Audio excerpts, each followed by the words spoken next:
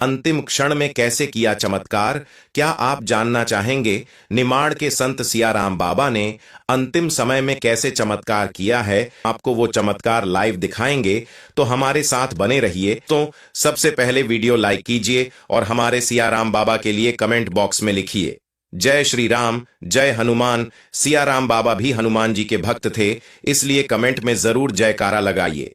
तो दोस्तों, शुरू करते हैं। पूरा वीडियो अंत तक जरूर देखिएगा।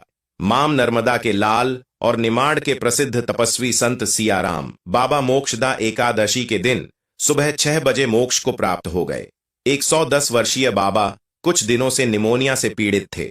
खरगोन के कसरावद के तेली भट्टियां गांव में नर्मदा किनारे उनका अंतिम संस्कार किया गया। साधु संतों ने उन्हें मुखाग्नि दी। अंतिम दर्शन में लाखों श्रद्धालु पहुंचे। सीएम डॉक्टर मोहन यादव ने आश्रम पहुंचकर बाबा को श्रद्धांजलि अर्पित की। उन्होंने बाबा की समाधि व क्षेत्र को तीर्थ स्थल बनाने की घोषणा की। मुंबई में जन्मे और मैट्रिक की पढ़ाई के बाद 17 साल की उम्र में वैराग्य ले लिया। घर छोड़कर 5 साल तक भारत भ्रमण किया। साल 1955 में लंगोट पहने 25 साल का यही युवा जब खरगोन के तेली भटिया गांव पहुंचा तो मूसलाधार बारिश हो रही थी। बाबा यहां किस तिथि को आए ये किसी को याद नहीं, पर उस दिन एकादशी थी। बाबा ने एक बरगद के पेड़ के नीचे आश्रय लिया और एक कुटिया बना ली। आते ही 12 वर्ष तक इसी पेड़ के नीचे खड़े रहकर मौन साधना की। कई माह तक सिर्फ नीम की पत्ती व बिल्व पत्र का ही सेवन किया। इस कठोर तपस्या के बाद बाबा ने पहला शब्द सियाराम कहा। तब से इसी नाम से प्रसिद्ध हुए बाबा रोज ब्रह्म मुहूर्त में नर्मदा में स्नान करते व रामचरित मानस पाठ करते। आश्रम में भक्त बाबा को लाखों का चढ़ावा चढ़ाते। बाबा 10 रुपए से एक भी पैसा ज्यादा नहीं लेते। यही 10-10 रुपए जोड़कर जनसेवा के लिए बाबा ने करोड़ों रुपए दान दिया। नागलवाड़ी भीलट मंदिर में 2,57,00,000 2 लाख का चांदी का झूला दान किया। आश्रम के सामने 1 करोड़ की लागत से घाट बनवाया। भटिया ससाबड़ रोड पर 5 लाख की लागत से यात्री प्रतीक्षालय भी बनवाया। बाबा ने 20 लाख अयोध्या में राम मंदिर निर्माण के लिए भी दान किए। जामघाट गेट के समीप स्थित पार्वती मंदिर में बाबा ने 20 लाख नकद सोने के आभूषण व चांदी का छत्र दान किया। बाबा नर्मदा परिक्रमा करने वालों के लिए सदा व्रत यानी हमेशा अन्न बांटने का व्रत भी चलाते थे। उन्हें कच्चा सामान भी देते थे। संत सियाराम बाबा का जन्म गुजरात के काठियावाड़ में हुआ। बाबा के पिता मुंबई में नौकरी करते थे। बाबा की मैट्रिक तक पढ़ाई मुंबई में ही हुई। उनके परिवार में 2 बहनें और एक भाई थे। भाई बहन और पिता की मौत के बाद बाबा को 17 साल की आयु में वैराग्य हुआ और वे घर छोड़कर चल पड़े। 5 साल तक भारत भ्रमण के साथ मानसरोवर की यात्रा की भ्रमण के दौरान ही बाबा भटियार पहुंचे थे कि बाबा ने ही बातों बातों में बताया था कि जब वे मुंबई में पढ़ रहे थे तब फिल्म बैजू बावरा की शूटिंग भी देखी थी। बाबा जी यह भी बताते थे कि उन्होंने गांधी जी को देखा है। बाबा की माताजी एक हाथ से खाना बनाती थी और दूसरे हाथ में गीता रखकर पढ़ती थी। इन्हीं संस्कारों के बीच बाबा जी का बाल्यकाल बीता था। बाबा को हिंदी के अलावा गुजराती, मराठी व अंग्रेजी भाषा भी बहुत अच्छे से आती थी। संत सियाराम बाबा का जीवन एक रहस्य की तरह है और उनका असली नाम आज भी किसी को नहीं पता। इस रहस्यमय संत का जन्म कहाँ हुआ था यह भी कोई नहीं जानता, लेकिन उनका अस्तित्व हमारे समाज में एक ऐसी शक्ति के रूप में था जिसने न सिर्फ अपने अनुयायियों के दिलों में जगह बनाई बल्कि लाखों लोगों के जीवन को सकारात्मक दिशा भी दी। सियाराम बाबा लंबे समय से बीमार थे, लेकिन मोक्षदा एकादशी के मौके पर उन्होंने शरीर का त्याग किया। यह एक अपने आप में बहुत बड़ा चमत्कार है।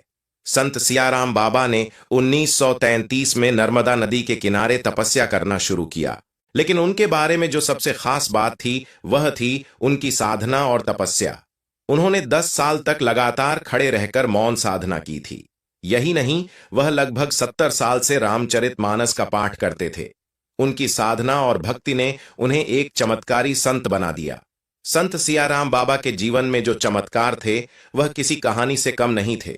बाबा का जीवन न केवल साधना और भक्ति से भरा हुआ था, बल्कि उसमें कई रहस्यमय घटनाएं भी घटी।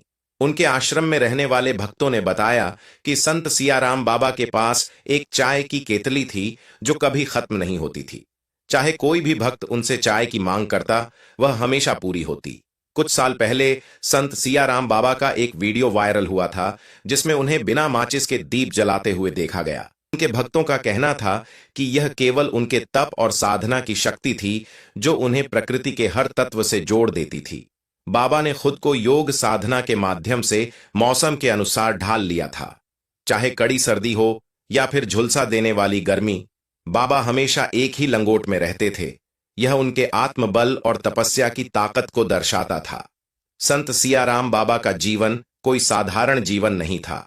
उन्होंने अपनी साधना और तपस्या से यह सिद्ध किया कि अगर इंसान अपने जीवन में पूर्ण समर्पण और विश्वास से काम करता है तो उसे सफलता जरूर मिलती है। भक्ति केवल मंदिरों और पूजा स्थलों तक सीमित नहीं होती, बल्कि वह हर किसी के दिल में होती है। उनका जीवन हमें सिखाता है कि हर किसी के पास अपनी शक्ति है, बस उसे पहचानने की जरूरत होती है। बाबा के अनुसार जीवन में अगर मनुष्य सत्य के मार्ग पर चलता है तो उसे किसी भी प्रकार की बाधाएं नहीं आती। उनकी साधना और तपस्या के द्वारा उन्होंने आत्मा की शुद्धि को सर्वोत्तम बताया। संत सियाराम बाबा ने लगभग 70 वर्षों तक रामचरितमानस का पाठ किया।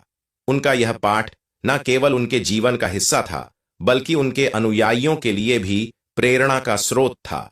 बाबा के आश्रम में 24 घंटे रामचरितमानस की ध्वनि गूंजती रहती थी।